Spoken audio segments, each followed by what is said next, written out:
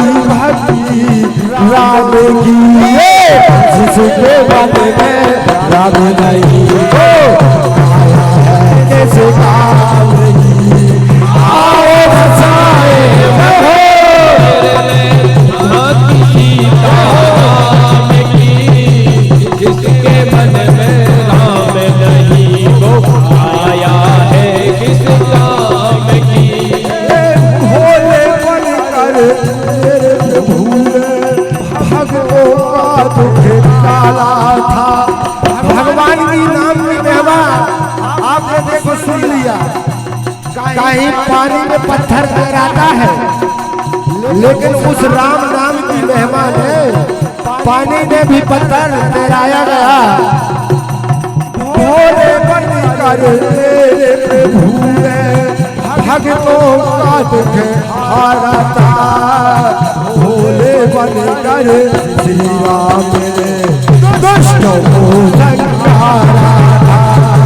भोले बनकर मेरे प्रभु ने भक्तों का दुख टाला था। भोले बनकर श्री राम ने दुष्टों को संहारा था। प्यास प्रभु की महिमा गाओ, प्यास प्रभु की महिमा गाओ। जय हो सीता राम की, जिसके मन में राम नहीं हो आया है किस काम की। आओ बसाए मन मंदिर में राम सीता राम की, जिसके मन में राम नहीं हो आया है किस काम की। जिसके घर में राम नहीं हो आया है किस काम की। आया है किस काम की। बोलिए भागवत भगवान की जय। एक बार सभी लोग प्रेम से बोलो राधे राधे। आइए अब श्रीमद् भागवत की कथा में प्रवेश करते हैं। सबसे पहले हम लोग आज ये जानेंगे कि भागवत क्या है। देखिए किसी के विषय में जब तक हम लोग जानेंगे नहीं तब तक हमारा प्रेम जागृत नहीं होगा।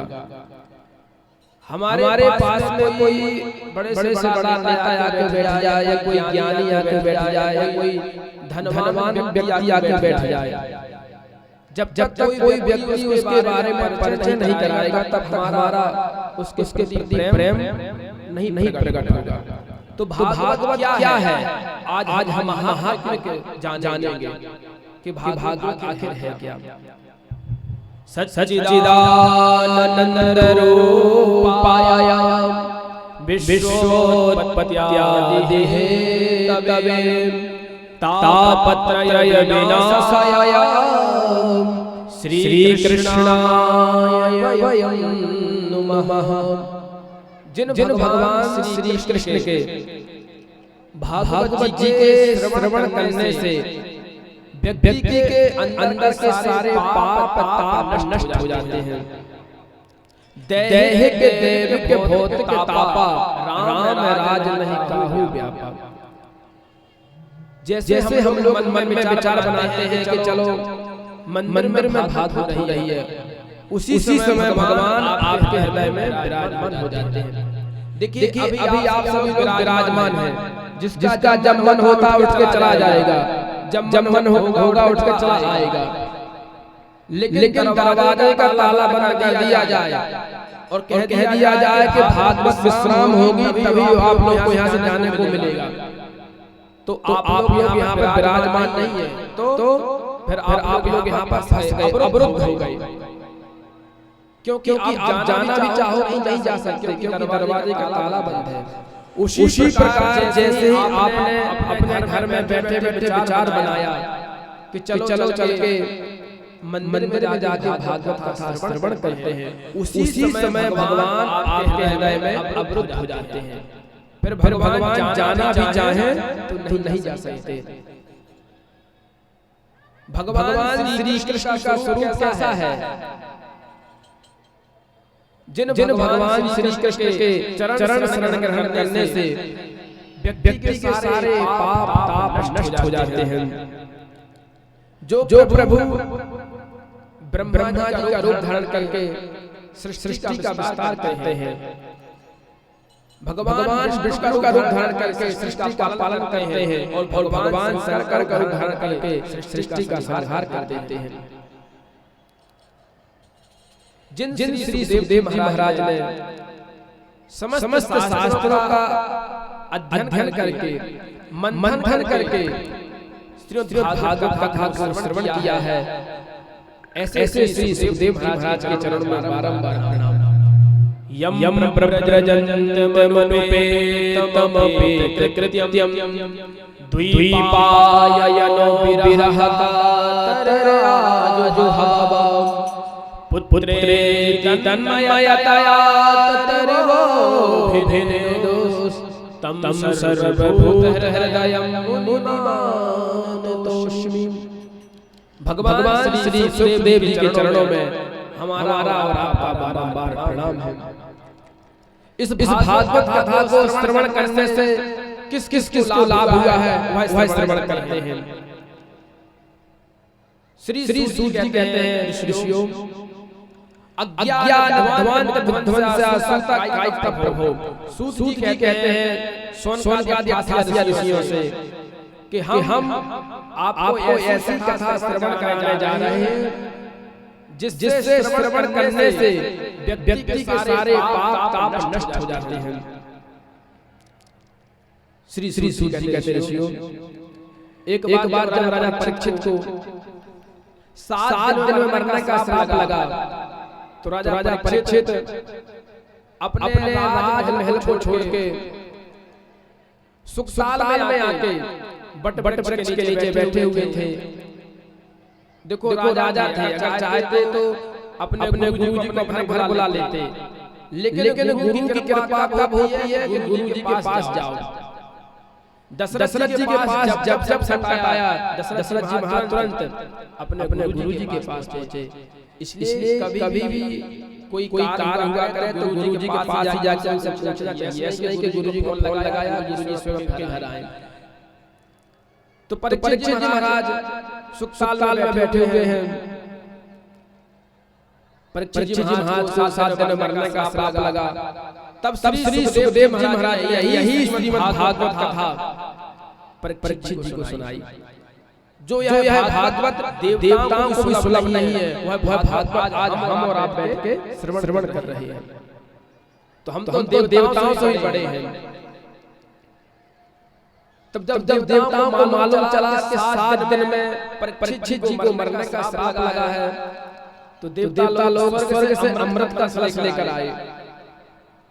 आकर सुखदेव जी को प्रणाम किया और कहा, गुरुदेव हमने सुना है कि राजा परीक्षित को 7 दिन में मरने का श्राप लगा है, तो हम यह अमृत लेकर आए हैं। आप यह अमृत राजा परीक्षित को पिला दीजिए तो वह अमर हो जाएंगे। तो सुखदेव जी ने कहा, मैंने कब मना किया, परीक्षित महाराज बैठे हुए आप पिला दीजिए। तो देवताओं ने कहा, उसके बदले में हमको क्या मिलेगा, हमको कुछ न कुछ चाहिए। हम राजा परीक्षित को अमृत पिला रहे हैं, आप हमको कथा पान करा दीजिए। तो सुखदेव जी महाराज बड़ी जोर शोर से हंसने लगे, कहने लगे, देवताओं कि स्वसुधा कथा लोके को काचह महान ब्रह्मरा तो विचार्यैवं तदा देवाः। सुखदेव जी कहते हैं, राजन तुम तो ऐसे कह रहे हैं जैसे कोई व्यक्ति कांच का टुकड़ा लेके कोई जोहार के पास जाए, कोई सोनी के पास जाए और उससे कहे, भैया आप कांच का टुकड़ा ले लीजिए और मुझे यह मणि दे दीजिए। तो ऐसे कभी हो सकता है? सुखदेव जी कहते हैं, राजन जो तुम्हारा अमृत है उसका कोई पान करेगा तो अमर हो जाएगा, लेकिन जैसे जैसे उसके पुण्य नष्ट होते जाएंगे उसको स्वर्ग से नीचे फेंक दिया जाएगा। क्षीणे पुण्यम मृत्युलोकम सन्ति। लेकिन मेरे भागवत का यह चमत्कार है कि जो व्यक्ति एक बार सच्चे मन से सच्चे हृदय से भागवत का पान कर लेगा वह सीधे भगवान के परम धाम को चला जाएगा। इसलिए देवताओं मैं तुम्हें भागवत नहीं श्रवण कराऊंगा।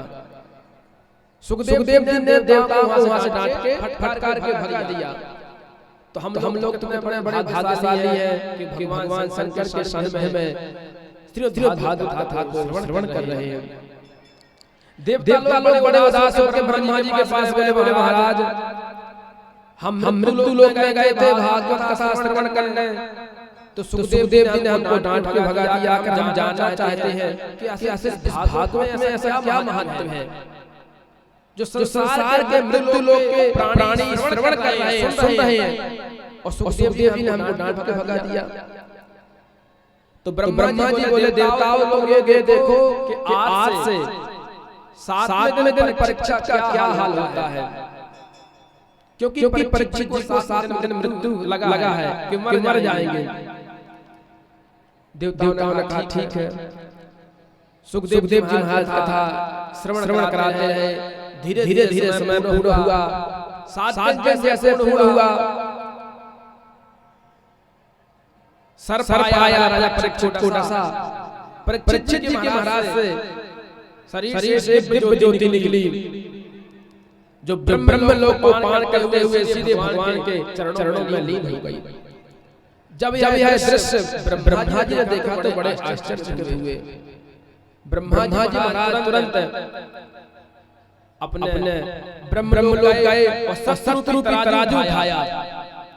तराजू के एक पल्ले में अनेक ग्रंथ शास्त्र रखते चले गए और दूसरे पल्ले में केवल भागवत को विराजमान कराया। जैसे तराजू उठाया तो भागवत जी का जो पल्ला था वह नीचे झुक गया और अन्य ग्रंथों का जो पल्ला था वो ऊपर उठ गया। तो कहने का मतलब है कि जो वस्तु बहुत वजनी होगी वही तो झुकेगी। जिस वृक्ष में बहुत फल लगे होंगे वही वृक्ष तो झुकेगा। एक बार बोलो राधे राधे।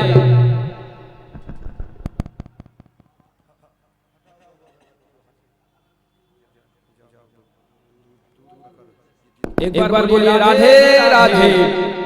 श्रीमन नारायण नारायण नारायण, श्रीमन नारायण नारायण,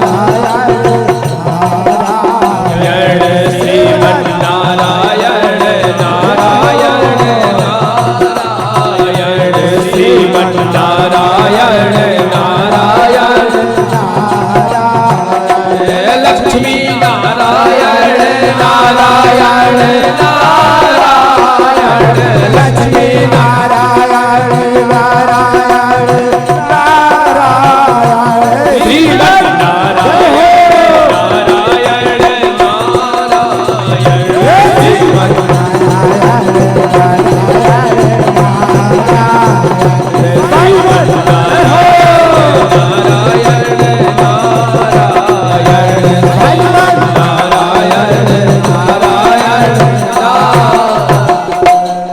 भागवत भगवान की है। तो ब्रह्मा जी महाराज ने जैसे सत्स्वरूपी तराजू उठाया तो जो भागवत का पल्ला था वह नीचे झुक गया।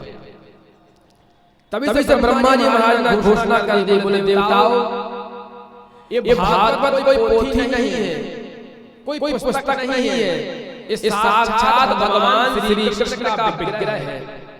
तब से भगवान और भागवत जी का चारों तरफ हाहाकार मच गया। श्री सोनक जी कहते हैं ऋषियों,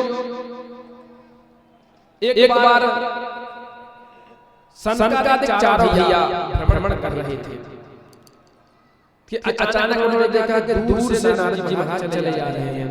कि एकदा हि विशालायां चत्वारसयो मलां सत्संगार्थं धमायातां ददृशोस्तत्र नारदं। श्री सूत जी कहते हैं ऋषियों, एकदा हि विशालायां, एक बार विशालापुरी नाम बद्रीनाथ का, बद्रीनाथ धाम में 4 ऋषि सनक सनंदन सनातन सनत कुमार भ्रमण कर रहे थे किसी ने कहा भैया संत हैं, साधु संतों को तो शांति से एक जगह बैठ के भजन करना चाहिए, तो क्यों भ्रमण कर रहे थे? बोले सत्संगार्थम समायाता। जो भजनानंद संत होते हैं ना हमेशा भजन करते रहते हैं। तो संत को सोचा कि चलो आज किसी दूसरे भक्त के द्वारा भगवान का भजन श्रवण कर रहे हैं। लेकिन अचानक क्या देखते हैं कि दूर से नारद जी महाराज चले आ रहे हैं। तो नारद जी को देख के बड़े प्रसन्न हो गए। देखिए जब कोई एक भक्त दूसरे भक्त को देखता है तो प्रसन्न हो जाता है कि चलो आज इसके मुख से भगवान की कथा को श्रवण करेंगे। जिस प्रकार एक कोई जुआरी दूसरे जुआरी को देख के खुश हो जाता है कि चलो आज दो हाथ हो जाएगा। जिस प्रकार से कोई पीने वाला दूसरे व्यक्ति को देख ले तो खुश हो जाता है कि अपना जोड़ीदार मिल गया। उसी प्रकार संत भी बड़े प्रसन्न हो गए कि चलो नारद जी मिल गए हैं तो आज भगवान का सत्संग श्रवण करेंगे। लेकिन जैसे नारद जी महाराज पास में आए तो क्या देखा कि नारद जी का मुख एकदम उदास है, बड़े चिंतातुर हैं। तो सनकादिक चारों भैया ने पूछा नारद जी महाराज क्या बात है, आप इस प्रकार से उदास क्यों हो और आपका लगा क्या हो गया? और आप तो संत हो, संतों का धर्म तो कभी कुछ होता नहीं है। संतों का धर्म केवल एक ही है, भगवान नाम संकीर्तन। संतों का केवल भगवान संकीर्तन है। तो संतकादिक ने कहा कि नारद जी महाराज आपका क्या लुट गया जो आप इस प्रकार से उदास बैठे हो? तो नारद जी महाराज ने संतकादिकों को प्रणाम किया, कहा महाराज मैं इस भूमंडल में आया, पृथ्वी लोक में आया, सर्वत्र घूमा, लेकिन मेरे मन को शांति कहीं नहीं मिली। सनकादिक ने कहा ऐसे घूमने शांति थोड़ी मिली है। आप संतों के आश्रम में जाते, तीर्थों में जाते, तब तो आपके मन को शांति मिलती। तो नारद जी ने कहा महाराज मैं कहीं दिल्ली मुंबई नहीं गया था, मैं संतों के आश्रम में गया था, तीर्थों में गया था। सनकादिक ने कहा अच्छा कहाँ गए? तो नारद जी कहते हैं अहम तो पृथ्वीयातो ज्ञात्वा सर्वोत्तमामिति पुष्करम च प्रयागम च काशी गोदावरी तथा। नारद जी कहते हैं मैं हरिद्वार गया, ऋषिकेश गया, बद्रीनाथ गया, सर्वत्र मैंने तीर्थों भ्रमण किया, लेकिन मेरे मन को कहीं शांति नहीं मिली। तो मैंने सोचा चलो संतों के आश्रम में जाके देखें, शायद संतों के आश्रम में जाके मेरे मन को शांति मिले। तो मैं संतों के आश्रम में गया, वहां जाके मैंने क्या देखा?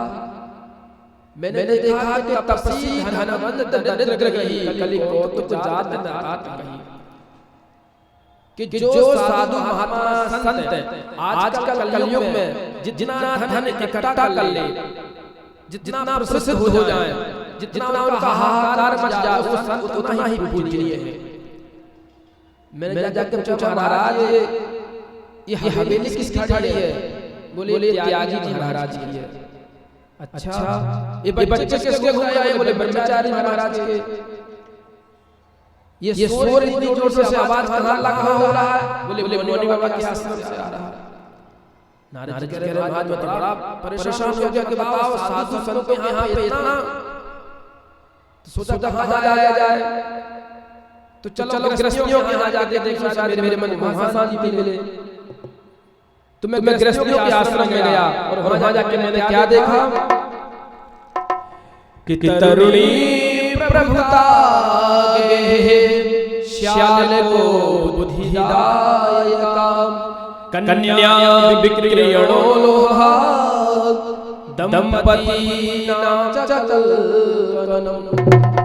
मैंने गृहस्थियों के यहाँ जाके क्या देखा कि तरुणी प्रभुता के माता पिता की सेवा कब तक हुई है? जब तक बहुरानी के हाथ में तिजोरी की चाबी ना आ जाए। जहां तिजोरी की चाबी बहुरानी के हाथ में आई, सोई बहुरानी ने अपने स्वामी जी के कान में मंत्र फूंका, क्यों जी मैं आपके लिए अपने माता पिता सखी सहेली भाई बंधु सबको छोड़ कर चली आई, और आप मेरे लिए अपने बूढ़े माता पिता को नहीं छोड़ सकते। जहां स्वामी जी के कानों में ये मंत्र धर्म पत्नी ने फूका, क्योंकि स्वामी जी का दिमाग कुछ ज्यादा ही काम करता है। अच्छा ठीक है, पति पत्नी की बात मानना ये अच्छा है, लेकिन फिर भी दंपति नाम चल कलम। आजकल हर व्यक्ति के घर में पति पत्नियों में हमेशा झगड़ा चचा रहता है। सियाल को बुद्धिदायका, अपने घर में कोई अच्छा काम करेंगे तो किससे पूछेंगे? अरे भैया फलाने का साला बड़ा बुद्धिमान है, उससे पूछो।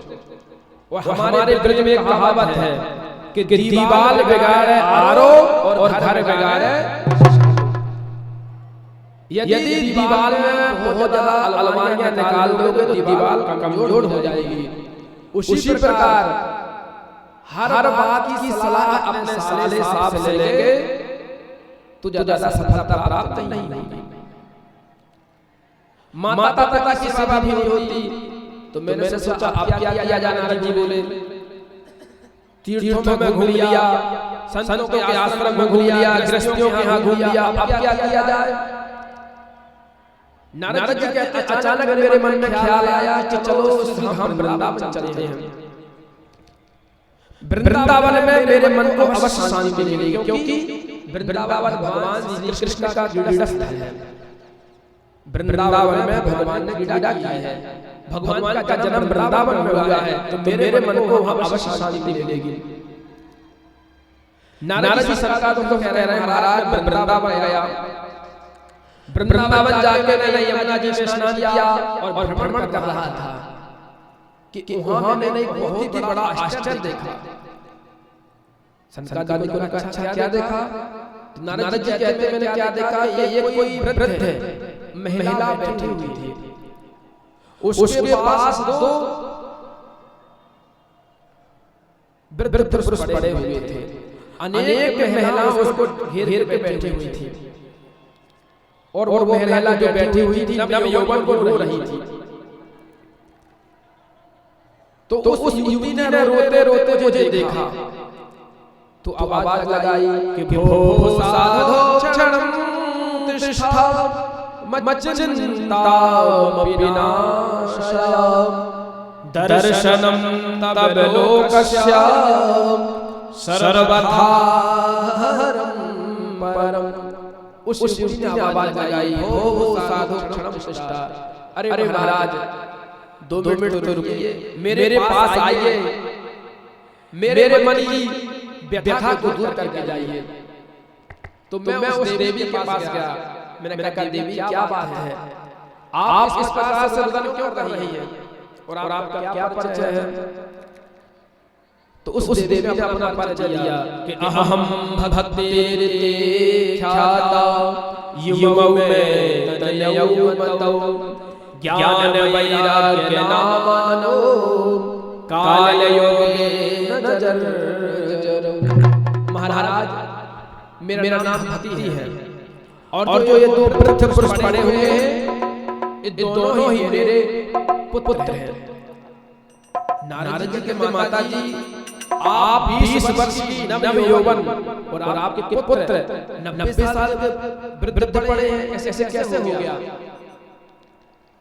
तब भक्ति महाराज कहते महाराज उत्पन्ना द्रविणे साहम वृद्ध्यम करणा कतेगता कुछ महाराष्ट्रे गुर्जरे जीर्णता गता।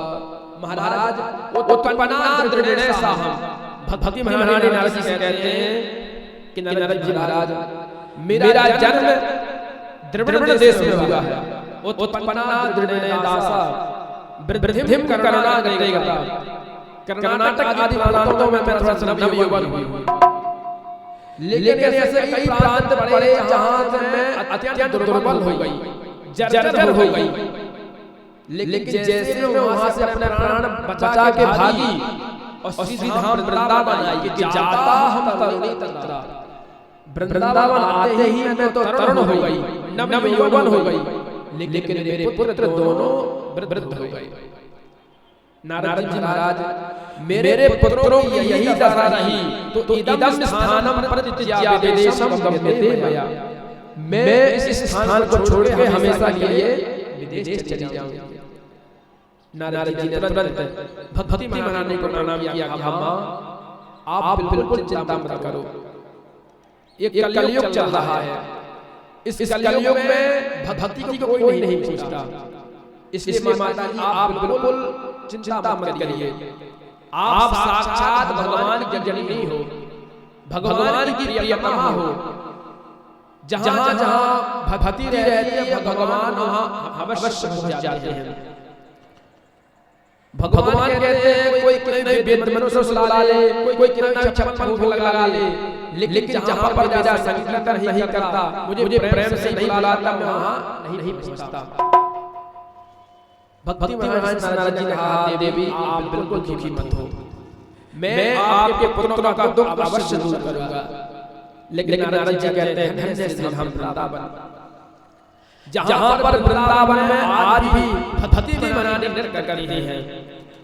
वृंदावन संयोगात्मस्त्वं तरुणी नवा धन्यम वृंदावनम तेन भक्तिर्यत्र च। धन्य से धाम वृंदावन जहां पर आज भी भक्ति महारानी नृत्य करती है।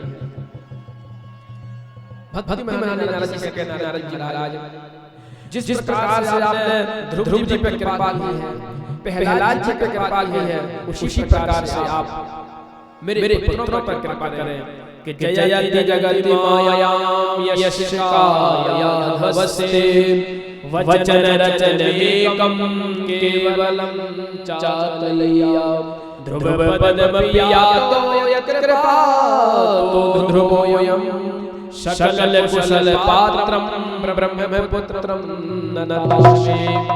हे नारद जी महाराज जिस प्रकार से आपने ध्रुव जी पे प्रहलाद जी पे कृपा की है, उसी प्रकार से मेरी कृपा करो, मेरे ऊपर रक्षा करो।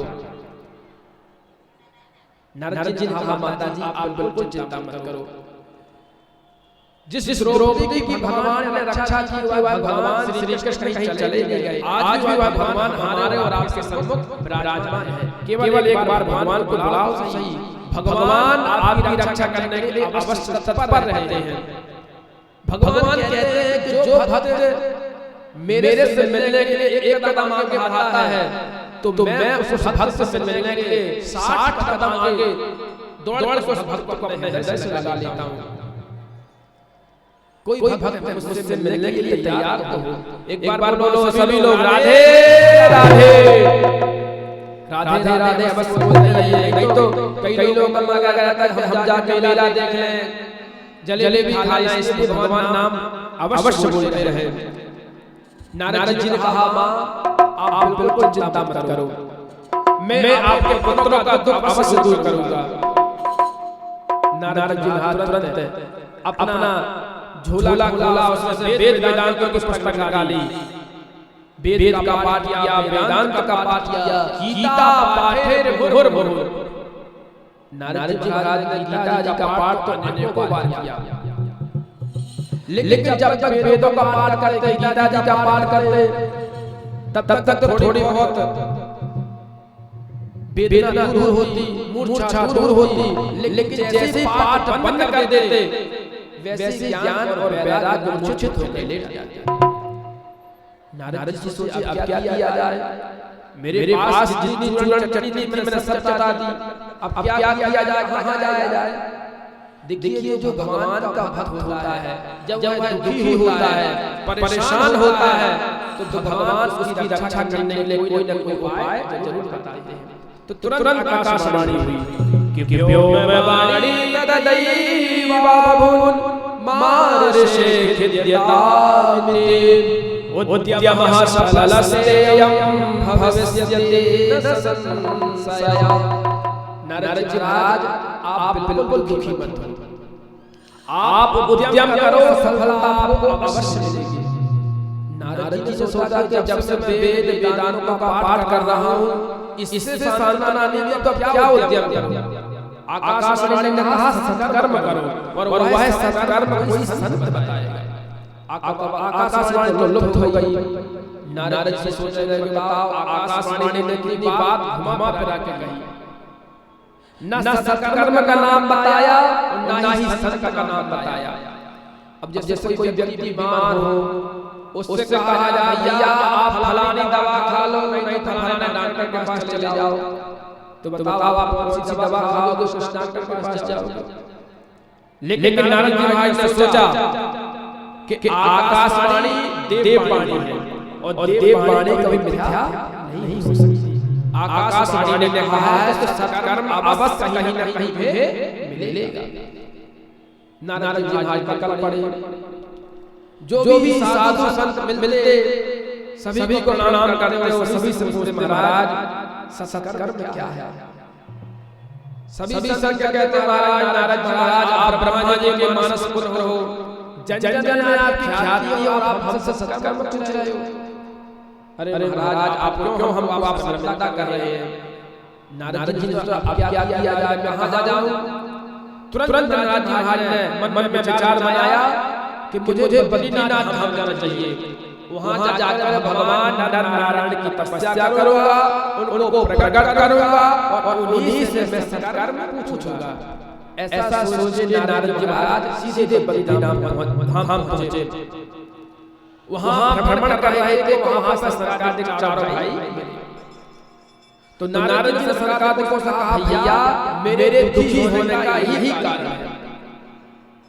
सरकार के चारों भाई बड़ी जोर से हंसने लगे। अरे नारद भैया इतनी छोटी सी बात को लेकर उदास, बिल्कुल चिंता मत करो, प्रसन्न हो जाओ क्योंकि मां चिंतां गुरुदेव वर्षे हर्षम चित्ते समावह उपायः सुख साधोत्रा वर्तते पूर्वैव वही। अरे नारद जी महाराज जिस सत्कर्म को तुम ढूंढ रहे हो वो सत्कर्म हमारे पास है। नारद जी बोले महाराज तत्काल बताओ, जल्दी बताओ, मैं बहुत परेशान हूं। सनकादिक बोले तुम परेशान क्यों हो रहे हो। नारद जी कहते हैं सर्वत्र ढूंढा मुझे किसी ने नहीं बताया, आप मुझे तुरंत बताओ। सनकादिक कहते हैं नारद जी महाराज श्रीमद्भागवतालापः सत्तुगीता सकादिभिः। भगवान श्री सुखदेव जी के मुख से गाया हुआ श्रीमद् भागवत ही सत्कर्म है। नारद जी महाराज अभी भी उदास लटका हुआ है। सनकादिक ने कहा नारद जी महाराज आपको हमारी बात पे विश्वास नहीं है क्या। नारद जी कहते विश्वास है, लेकिन आप जो सत्कर्म बता रहे भागवत को मैं कैसे मान लूं, क्योंकि मैंने वेद का पाठ किया, वेदांत का पाठ किया, गीता का पाठ किया। जब इन सबसे कुछ नहीं हो पाया तो केवल अकेली भागवत से क्या। और मैं जानता हूं कि भागवत में ही वेद वेदांत के स्तोत्र श्लोक भरे पड़े हैं। सनकादिक कहते हैं नारद भैया बताओ आप इतने बड़े ज्ञानी होते हुए भी इस प्रकार से शंका करते हो। लेकिन आपने शंका किया तो उसका समाधान सुनो। जो आपके वेद है, वेदांत है, गीता है, ये एक वृक्ष है और जो भागवत है उसका निकला हुआ फल है। कैसे हम लोग आम के वृक्ष में जाते हैं, आम के वृक्ष के पास जाते हैं, बड़ा ही सुंदर आम का फल लगा रहता, हम लोग उसको तोड़ते हैं, खाने लगते हैं। आम के वृक्ष को खाते खाते हम लोग सोचने लगे अरे भैया जब आम इतना मीठा है तो उसको जन्म देने वाला वृक्ष कितना मीठा होगा। आम को फेंके और वृक्ष को चबाने लग जाए तो क्या वह स्वाद मिलेगा? नहीं मिलेगा, हमारे दांत टूट जाएंगे। उसी प्रकार गन्ने के रस से चीनी बनती है। चीनी से हम अनेक प्रकार की मिठाइयां बनाते हैं, अनेक प्रकार के पकवान बनाते हैं। अब कोई मिठाई बना रहे हैं, चीनी खत्म हो गई तो क्या उसका गन्ने के रस से बना सकते हैं? बिल्कुल नहीं बना सकते। उसी प्रकार जो फल भागवत दे सकता है वह कोई वेद वेदांत ग्रंथ नहीं दे सकता। इस प्रकार जब सनकादिक चारों भाइयों ने नारद जी को समझाया तो नारद जी महाराज का अज्ञानता दूर हो गई। तुरंत प्रणाम किया, कहा महाराज कोई कितना भी पढ़ लिख के विद्वान हो जाए लेकिन जब तक आप जिन संतों का सत्संग नहीं करेगा तब तक उसको कोई भी ज्ञान नहीं होगा कि भाग्योदयेन बहुजन्म समर्जितेन सत्संगमं च लभते पुरुषो यदा अज्ञानहेतुकृत मोहमदन्धकारं नाशं विधाय हि तदोदयते विवेका। जब व्यक्ति सत्संग करता है तो उसके जन्म जन्मांतरों के पाप ताप नष्ट हो जाते हैं। लेकिन वह सत्संग मिलता है बिनु हरि कृपा मिले संगा और बिनु सत्संग के कुछ नहीं संभव हो सकेगा। जब तक भगवान कृपा नहीं करेंगे तब तक हमको और आपको सत्संग प्राप्त नहीं होगा। और जब तक सत्संग प्राप्त नहीं होगा तब तक हमारे जीवन का विवेक उदय नहीं होगा। नारद जी महाराज ने कहा, महाराज अब तो मैं यह भागवत कथा आपके मुख से ही श्रवण करूंगा, आप भी मुझे सुनाइए। संकादिकों ने सोचा नारद जी महाराज हम तो सोच रहे थे आपके मुख से सुनेंगे, लेकिन जब आप नहीं सुना सकते चलो हम ही सुनाते हैं। लेकिन यह सत्कर्म कहाँ किया जाए? नारद जी महाराज ने कहा यह सत्कर्म हरिद्वार में किया जाए।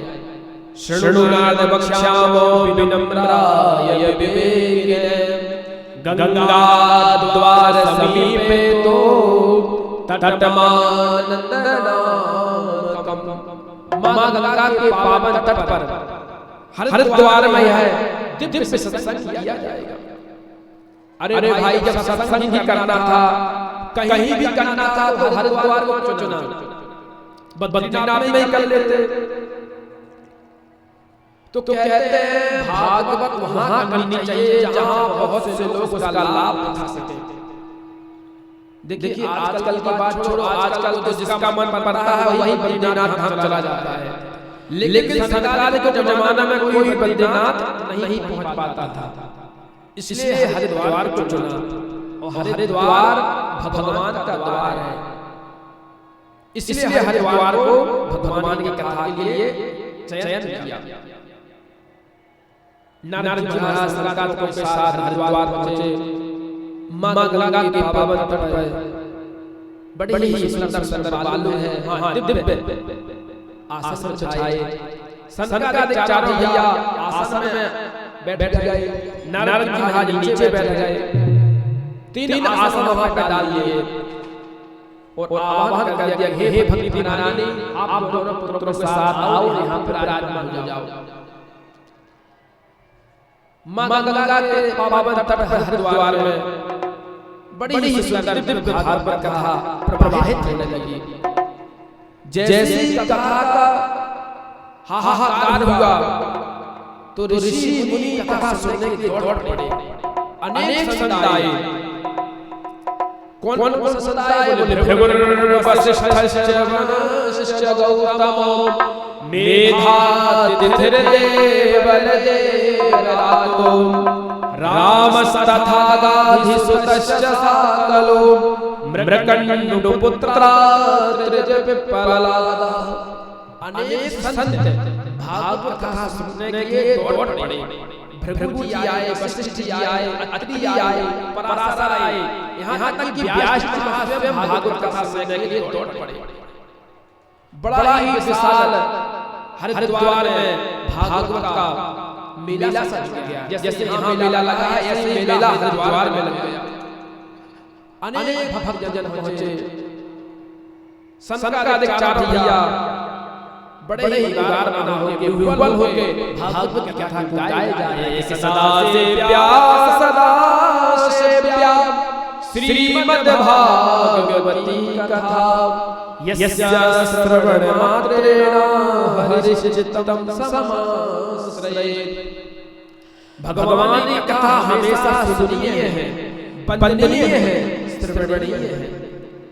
जो व्यक्ति भगवान की कथा को श्रवण करता है, उसका पान करता है, जो व्यक्ति जो भक्त भगवान की कथा को, भगवान के श्लोकों का, भागवत के श्लोकों का एक श्लोक, आधा श्लोक, आधे से भी आधा श्लोक नित्य गायन करता है, श्रवण करता है, फिर उस व्यक्ति को ना ही गंगा जाने की जरूरत है, ना ही तीर्थ में जाने की जरूरत है।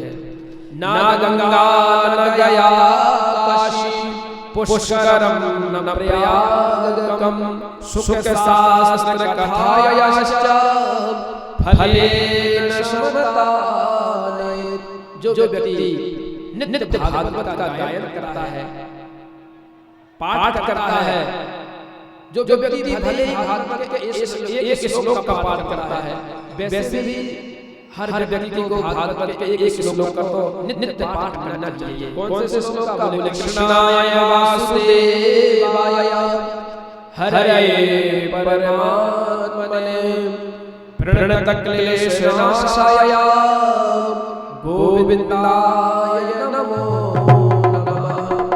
इस श्लोक का अर्थ है, हे प्रभु, हम सभी आपके शरण में पड़े हुए हैं, आपके चरणों में पड़े हुए हैं। हे प्रभु, हमारी अज्ञानता को दूर करें और हमें अपने शरण में लें। इस श्लोक का नित्य व्यक्ति को पाठ करना ही चाहिए। बड़ी सुंदर भागवत की दिव्य गंगा हरिद्वार में प्रवाहित होने लगी।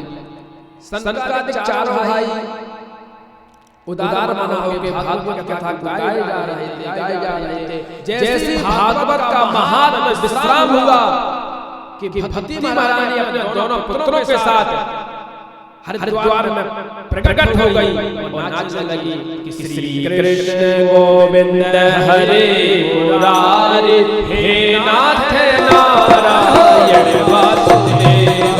श्री कृष्ण गोविंद हरे मुरारी, हे नाथ नारायण वासुदेव। श्री कृष्ण गोविंद हरे मुरारी, हे नाथ